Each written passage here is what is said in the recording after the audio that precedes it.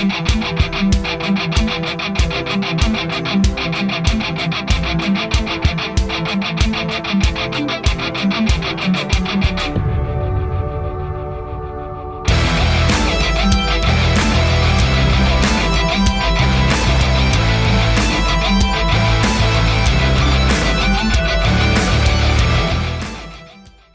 fans, this is the Packer Mentality Podcast. I am Patrick Corrigan, your host. Whether you are new to this channel or you've joined me before, welcome and thank you so much for being here. Before we get going, please take a minute to subscribe and follow me on social media at Packer Mentality. The Packers are 2-3. I think we all saw that this team has a lot of room for improvement. Now the bye week is behind us. We've had some extra time to rest and think things over. There are definitely things that have to change for Green Bay to win some games the rest of the season. I'm going to talk about a few of those areas and what the Packers could do. Let's start with the defense. Kenny Clark, Quay Walker, Devontae Wyatt, Rashawn Gary, Darnell Savage, and Lucas Van Ness, and Jair Alexander. This is a defense that has all of these first round picks and should have a lot of talent on the field. And therefore, I personally expect more from them. 5 games into the season, I think there's maybe one guy who's played most of the defensive snaps who is actually playing at or above expectations. And that guy is Rasul Douglas. He was great against the Raiders, and with the exception of a couple plays against the Lions, he's been really good all season. He's been sticky in coverage, getting his hands on and knocking away balls, and he's been disciplined on trick plays. He's been the best cornerback on the field, with apologies to Jair, and he's been the most reliable player on the field. Rasul is not a first-round draft pick. Even with players underperforming on defense, and with the exception of the rushing defense, the Packers defense has not been the problem with this team. They've kept the team in most of the games. They're not the reason the Packers have lost, but as Jair Alexander pointed out, they're also not winning games. And that has to change. A good place would be for this team to try and force more turnovers. In 5 games so far this season, they have just 4 interceptions and 1 fumble. They are in the bottom 5 in the NFL. I'd like to see this defense get a lot more aggressive, especially in the secondary. They've dropped multiple possible interceptions. The opportunities have been there. The Packers just haven't been able to make the plays.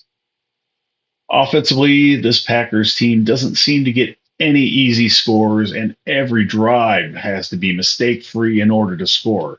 It's just been a grind on offense. With all the young players and a struggling offensive line, that's made sustaining a drive almost impossible. If you can get some big plays or some chunk plays, those drives get a lot easier. But the Packers offense really seems to lack that type of play, and the numbers back it up.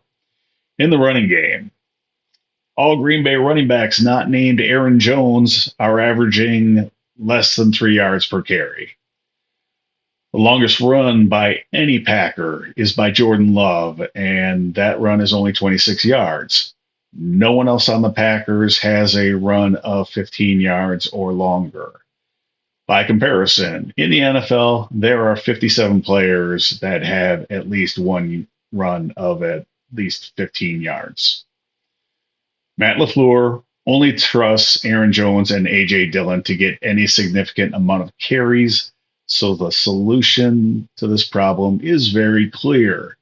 The Packers have to get Aaron Jones healthy, and once he is healthy and on the field, you have to give him the ball. We know the big plays haven't been happening in the run game. So how about the passing game? Brian Gutekunst's goal was to draft playmakers to remake this offense. Is this offense doing enough to get those players into situations to make big plays? The numbers say no.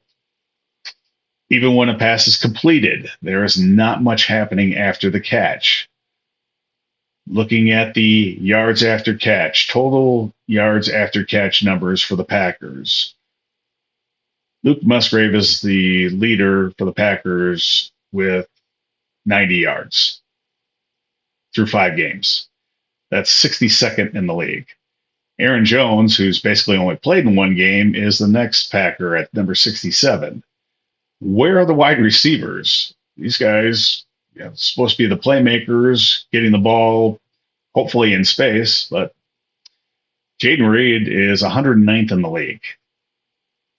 So maybe just because they don't have a lot of yards, maybe we look at yards after catch per reception. Not happening there either. If you take out Christian Watson, who's basically played 1 game, and Ben Sims, who has 1 catch, your leading Packer is Jaden Reed and Luke Musgrave, both tied at 159th in the league. Romeo Doubs, who leads the Packers in receptions, is all the way down at number 323, just 2.1 yards after catch per reception.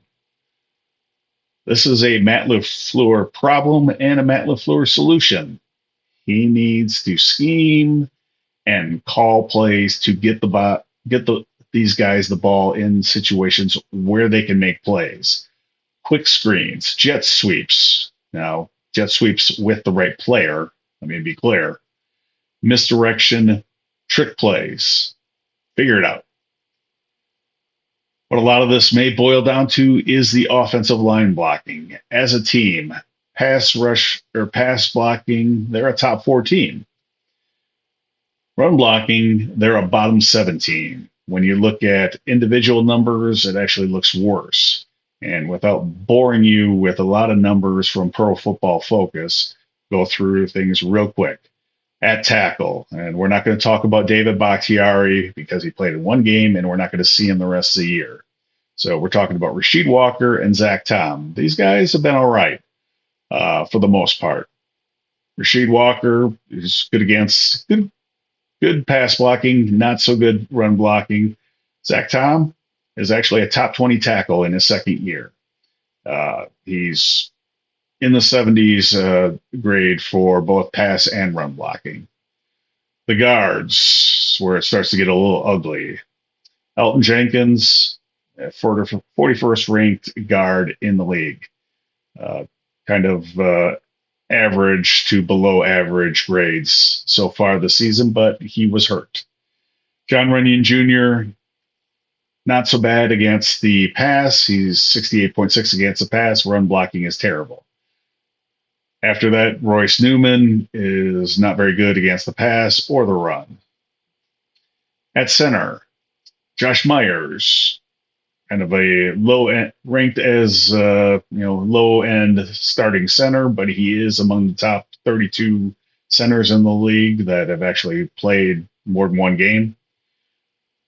His pass blocking is actually not so bad. He's 71 grade. Run blocking, not good. It was only 52. So how do we make this offensive line better? Or can we make this offensive line better? Do we move guys around and find a way to bring in Yosh Nijman and therefore move maybe Zach Tom to center? See if that makes the center position better without making the tackle position too much worse. Or do we see if Sean Rhyan can play? Would he be any worse than Jon Runyan Jr. at guard?